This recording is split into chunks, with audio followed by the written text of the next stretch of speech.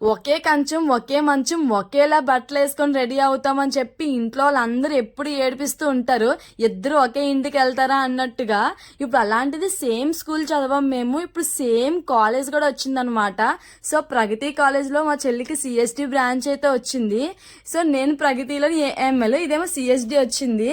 ఏంటో కాలేజ్ మొత్తం జనాలే మొత్తం సెల్ఫ్ రిపోర్టింగ్ అని చెప్పి వచ్చారు. కలకల్లా ఆడేస్తుంది కాలేజ్ మొత్తం. అందరూ ఒక మంచి కన్ఫ్యూజన్లో ఉన్నారనమాట. లైక్ కాలేజ్ బాగుంటుందా లేదా, బాగా చెప్తారా లేదా, ప్లేస్మెంట్ వస్తుందా లేదా, అన్ని జెరాక్స్ తీసుకొచ్చాను లేదా, అన్నీ కరెక్ట్గా ఉన్నాయా లేవా, అందరూ ఒక డైలమాలో కన్ఫ్యూజన్లో ఉన్నారు. చూస్తేనే అర్థమైపోతుంది. నేను కూడా అలానే ఉండేదని నా సెల్ఫ్ రిపోర్టింగ్ టైంలో. ఏంటో కాలేజ్కి ఫ్రెషర్స్ రావడం వల్ల అనుకుంటా కాలేజ్ మాత్రం చాలా అందంగా కనిపిస్తుంది. ఏంటి నిజంగా మా ప్రగతి కాలేజ్ అన్నట్టుగా ఉందన్నమాట. అందులో వర్షం వస్తుంది అనమాట. సో వర్షం రావడం వల్ల గ్రీనరీకి ఇంకా అట్రాక్టివ్గా అనిపిస్తుంది మా కాలేజ్ అయితే. సో ఫైనల్గా రిపోర్టింగ్ అయితే అయిపోయింది చెల్లిది. సో అలా రిపోర్టింగ్ అయిన తర్వాత తినడానికి అని చెప్పి మా హాస్టల్కి అయితే తీసుకొచ్చాను.